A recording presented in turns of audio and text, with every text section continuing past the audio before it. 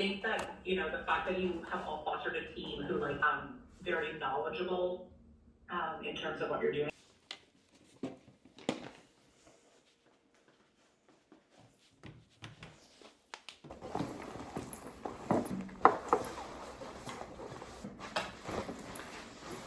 Journée compliquée aujourd'hui, je devais rester chez moi pour travailler à la base, mais j'ai un meeting client qui devait être sur Zoom, enfin je pensais qu'il devait être sur Zoom, alors qu'en fait le client est venu de Toronto à Montréal dans ses bureaux pour qu'on fasse le meeting.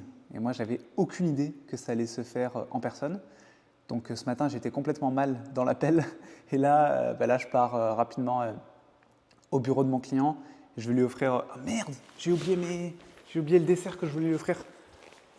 Là, je voulais lui offrir un dessert, ramener des petits gâteaux et aller lui taper la bise en personne. Mais j'ai complètement oublié le dessert, donc je remonte.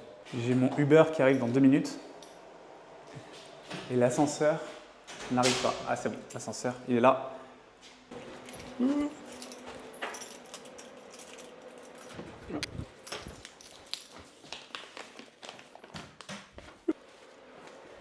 Et ça repart. Ça m'a mis un peu dans le rush toute la journée. Là, j'attends le Uber qui va arriver et je vais prendre mes meetings que je devais faire depuis le Uber. Faire des meetings depuis le Uber, ça fait un peu genre CEO, tu vois, mais CEO avec une fast life. Donc, je me sens confiant quand je fais ça, tu vois. Je me sens fort. Je me sens CEO. Ouais, c'est parfait. Merci beaucoup. Bonne journée, bye bye. Voilà, je suis enfin arrivé chez mon client, à côté de l'autoroute, c'est magnifique. Et je vais livrer les petits gâteaux et je vais m'excuser de ne pas avoir été au meeting en personne ce matin. J'espère qu'ils ne vont pas être trop énervés et je continuerai de faire des vidéos après. C'est bon, j'ai fini ma rencontre avec mon client. Ils étaient super contents que je ramène des cookies et que je mette des places pour les voir, parce qu'ils venaient de Toronto. Donc trop cool, ça s'est bien passé. Le travail en plus en ce moment, ça me travaille. Le travail, ça me travaille. Mon entreprise m'a proposé un job qui est vraiment ouf en termes de responsabilité, en termes de salaire, une grosse promotion. Mais ils m'ont dit que je devais déménager à Toronto pour avoir ce job, alors que là je vis à Montréal. Et ça fait 5 ans que j'ai construit un peu ma vie à Montréal. Et si je déménage de Montréal, c'était sûrement pas pour aller vivre à 7 heures de route à Toronto. J'aime pas trop la ville.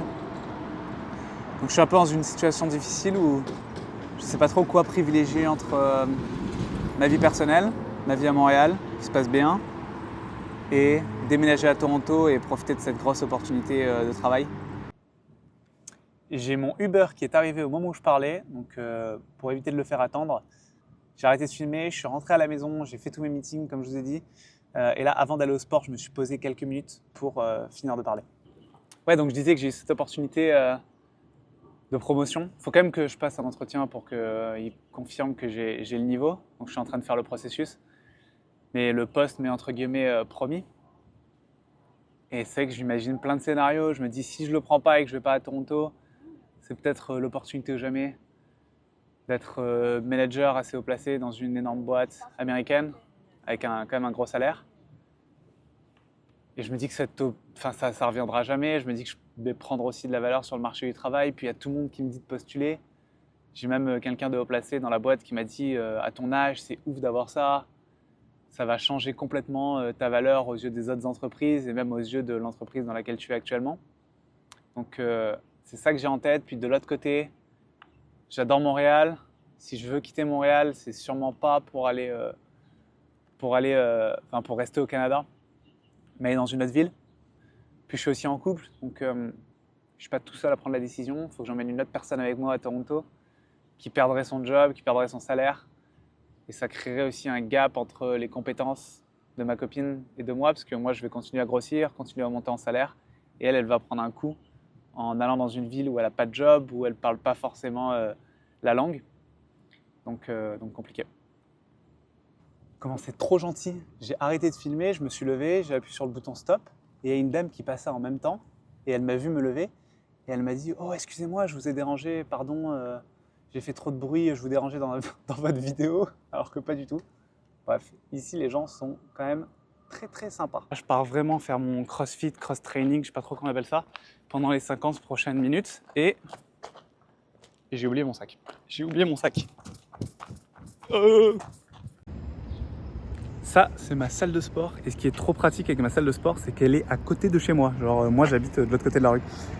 Mais le problème, c'est qu'elle coûte la peau du cul. Donc, je vais tous les jours au sport, tout le temps.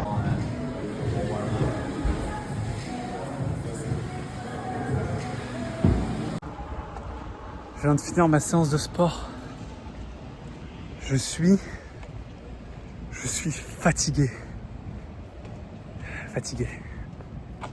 Là, juste derrière moi, ce que vous voyez, c'est ma fromagerie préférée de Montréal. Ça s'appelle la Cloche à fromage. Et malheureusement, je n'ai pas assez d'abonnés pour faire des publications payantes où je promeus les fromagers de la ville. Et c'est trop bon. Il y a un fromage qui s'appelle le Kalbar à la truffe. C'est devenu mon fromage préféré. Je pensais pas que je le trouverais au Canada.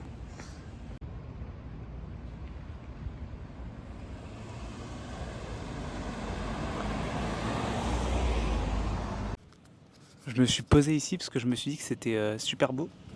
Mais putain, je vais me faire écraser.